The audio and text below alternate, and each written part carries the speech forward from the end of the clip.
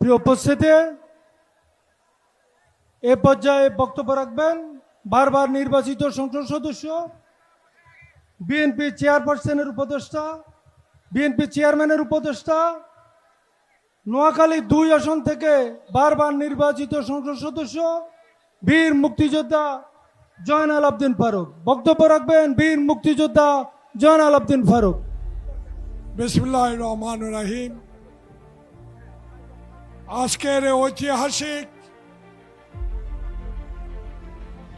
লক্ষ্মীপুর নোয়াখালী ফেনীর নির্বাচনী সভার সহযোদ্ধা সভাপতি, মঞ্চে উপস্থিত আমার আগামী 12ই ফেব্রুয়ারি 2026 বৃহস্পতিবার সকাল 7টা থেকে বিরতিহীনভাবে বিকাল 4টা পর্যন্ত যেই নির্বাচন অনুষ্ঠিত হবে, সেই নির্বাচনের আমার সহযাত্রীবৃন্দ লক্ষ্মীপুর, নোয়াখালী এবং ফেনীর ধানের শীষের মনোনীত শ্রদ্ধেয় প্রার্থীগণ এবং জাতীয় নির্বাহী কমিটির এই মিটিংয়ে যারা উপস্থিত আছেন তাদেরকে নোয়াখালী 2 সেনবাগ সোনাইমুড়ি আসন থেকে আপনাদের সবাইকে আগামী 12ই ফেব্রুয়ারি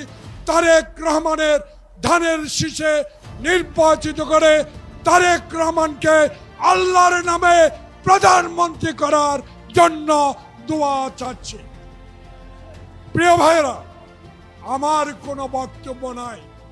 যেই কর্মীগুলো পুলিশের ভয়ে হাঁটু পানিতে দাঁড়িয়ে রাত কাটিয়েছে, যেই কর্মীরা রাতের অন্ধকারে কবরস্থানে থেকে হাসিনার অত্যাচারে আন্দোলনে শরিক হয়েছে, এক জেলা থেকে আরেক জেলায় গিয়ে রিক্সা চালিয়েছে, জনাব তারেক রহমান আপনি 16 বছর বিদেশে থেকে নির্বাচনে থেকে আমাদেরকে সাহস জুগিয়েছেন।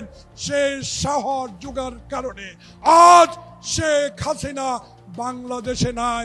আপনি কিন্তু বাংলাদেশে বীরের মতো এসেছেন।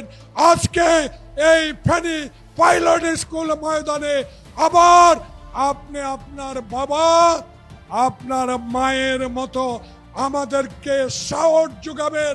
এই সাহস আমাদের না, এই সাহস যারা হাঁটু পানিতে দাঁড়িয়ে, যারা কবরস্থানে ঘুমিয়ে, যারা এক জেলা থেকে অন্য জেলায় গিয়ে রিক্সা চালিয়ে জীবন কাটিয়েছে, তারাই আপনার প্রকৃত নেতা কর্মী। প্রিয় ভাইরা, তাই আজকে নেতা আসবে, নেতার নির্দেশ শুনবো, নেতার কথা শুনবো। নেতার কথা 16 বছর শুনেছি, আজকে নেতার কাছে শুনবো। আগামী 18 দিন পর বাংলাদেশে 55 বছর আগে যারা আমার মায়ের পেট ফেটে দেখেছেন বাচ্চা কেমনে থাকে, আজকে তারা টিকিট বিক্রি করে বেচতে তারা ক্ষমতায় যেতে পারবে না।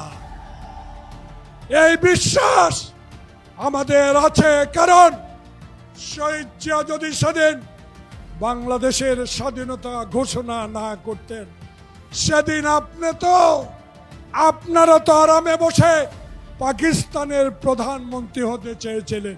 সেই নেতা জিয়ার জ্যেষ্ঠ সন্তান, খালেদা জিয়ার জ্যেষ্ঠ সন্তান, এই মাগরিবের আগে আমরা কথা দিতে পারি, যারা হাজার হাজার মামলা মাথায় নিয়ে বাংলাদেশে আন্দোলন করে হাসিনাকে বিদায় করেছি, সে হাসিনার প্রেতাত্মারা আবার ষড়যন্ত্র শুরু করছে।